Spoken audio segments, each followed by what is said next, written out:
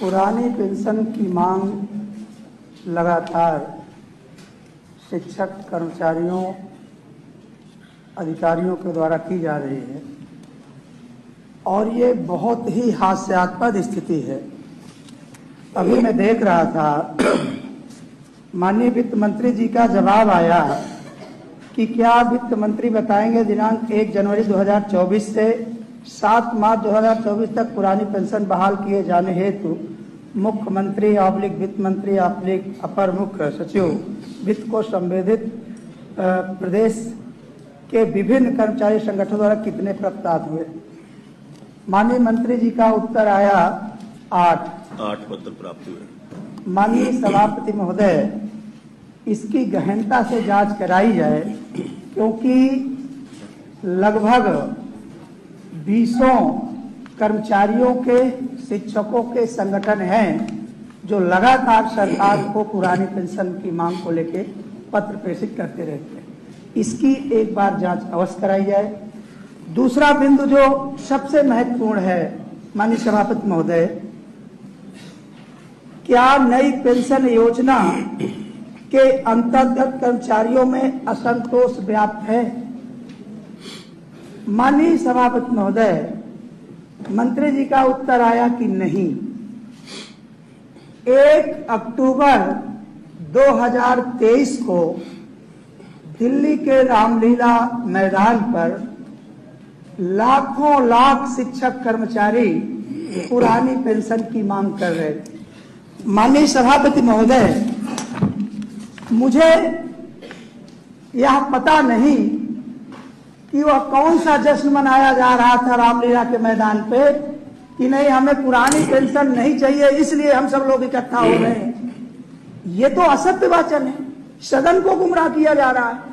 लगातार पुरानी पेंशन की मांग को लेकर कर्मचारी शिक्षक संगठन और मैं उस आंदोलन का प्रत्यक्ष गवाह हूं। विजय कुमार बंधु जी के नेतृत्व में जो अटेवा पेंशन बचाओ मंच का नेतृत्व कर रहे थे, उन्होंने आह्वान किया और मैं दिल्ली के रामलीला मैदान पर खुद उपस्थित रहा 1 अक्टूबर 2023 को, और माननीय मंत्री जी का उत्तर आ गया कि नहीं, कोई असंतोष व्याप्त नहीं है।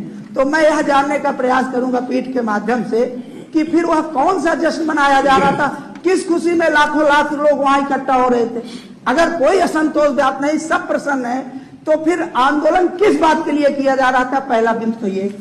दूसरी बात, माननीय सभापति महोदय, पुरानी पेंशन बहाल किए जाने की वर्तमान में सरकार के पास क्या कार्य योजना है? इसमें मैं माननीय सभापति महोदय आपका ध्यान जरूर आकर्षित कराना चाहूंगा कि राजस्थान, छत्तीसगढ़ में वर्तमान में भारतीय जनता पार्टी की सरकार है और वर्तमान में इन 2 राज्यों में पुरानी पेंशन व्यवस्था लागू है। दूसरी बात कि एक तरफ बहुत बड़ी बड़ी डींगे हाँकी जा रही हैं कि भाई हम राष्ट्रभक्त हैं, राष्ट्रवादी हैं, लेकिन जहां जल सेना, थल सेना, वायुसेना में पुरानी पेंशन लागू है, वहीं पर माननीय सभापति महोदय जो अर्धसैनिक बल हैं, उनके लिए पुरानी पेंशन की व्यवस्था नहीं दी गई। तो ये मान सिंह जी, माननीय सभापति महोदय, सैनिक बल जो है उनका प्रदेश सरकार, माननीय सभापति महोदय, वो आपने जो प्रश्न किया, ये माननीय सभापति महोदय, ये मैं सिर्फ यह जानना चाहता हूं कि ये डबल इंजन, ट्रिपल इंजन की सरकार बताते हैं, इसके बाद जब इस तरह का दोहरा चरित्र, दोहरा मापदंड, तो ये कैसा आपका चरित्र है उसको उजागर करता है। और दूसरी बात, माननीय सभापति महोदय, एक पत्र का मैं जरूर उल्लेख करना चाहूंगा। ये पत्र जब उत्तर प्रदेश के वर्तमान मुख्यमंत्री जी जब सांसद थे तो उन्होंने यह पत्र जारी किया जो वर्तमान में उस समय प्रधानमंत्री थे आदरणीय मनमोहन सिंह को, और मांग किया कि पुरानी पेंशन बहाल की जाए।